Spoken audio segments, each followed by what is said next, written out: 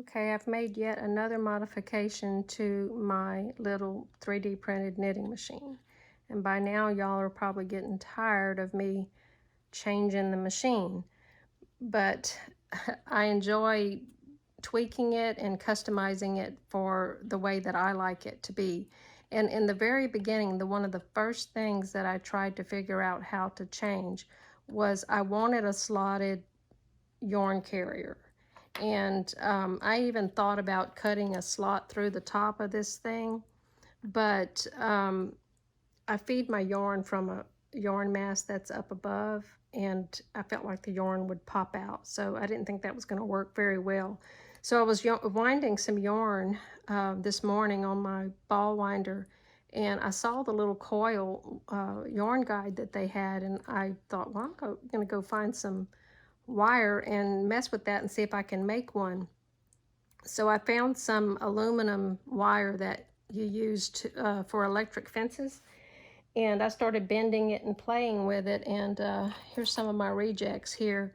What you want is a long piece here that can get mounted inside of there. So I had to figure out how many coils it would take to get from the center of this to the needles to get it to the same place where this thing fed the yarn in.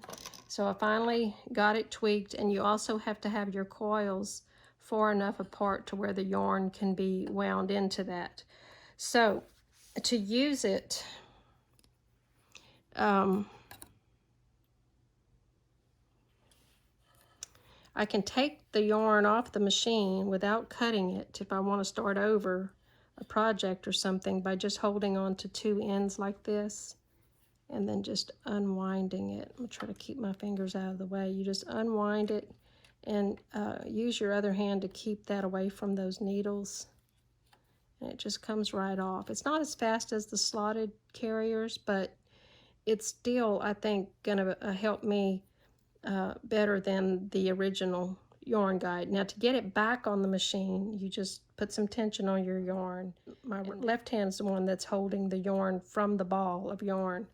And slide it down between, go to the last coil, and then start feeding it back on without letting it get caught in the hooks.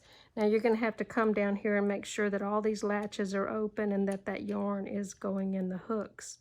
Now, this is the tool I used to bend my wire. I used this end of it, and it's pretty easy to bend this really soft wire, and I just shaped it around the end of that and kept coiling it around and leaving a little space in my coils. If you don't have some pliers like this, you can use a dowel or something like that that you can shape the coil with and make it any size that you want it. If you use a really soft wire like this, it won't be hard to do. Hooks. Now,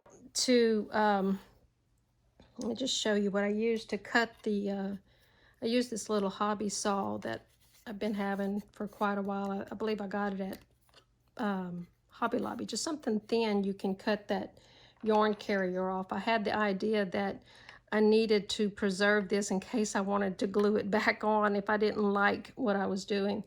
But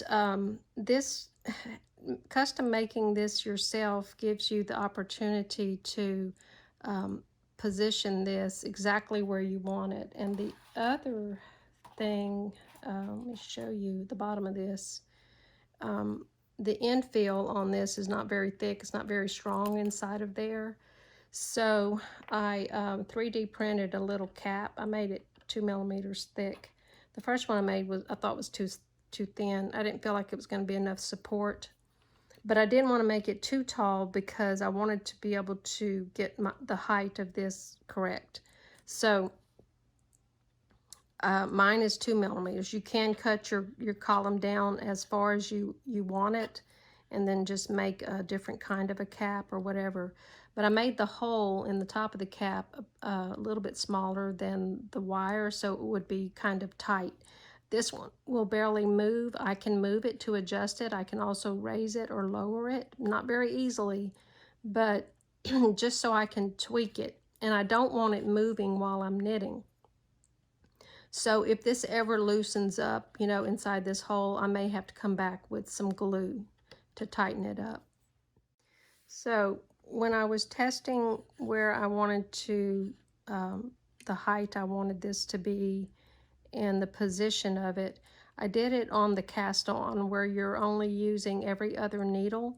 And the reason you need to adjust it for that is because when there's no yarn on these needles, the empty needles will drop down, and as you're trying to cast on, they miss this yarn.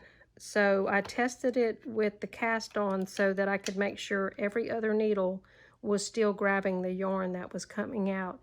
So I'm thinking that as this second needle is going down, this 1, 2, that it is halfway, the yarn is halfway between the latch and the hook, and that seems to be a really good spot. So you'll just have to test, like I said, with every other needle, and then for the knitting until you get this just right. And what I do to adjust it, because this aluminum wire is so soft, I use a dowel inside of there to support it, because I don't want to get my coils to be warped. And I've done that. I've bent them until to where I had to start over, and then I start, you know, kind of twisting it and then lifting up on it and pushing down to get this the right height that I need it to be. So that's just some tips on how you can adjust yours.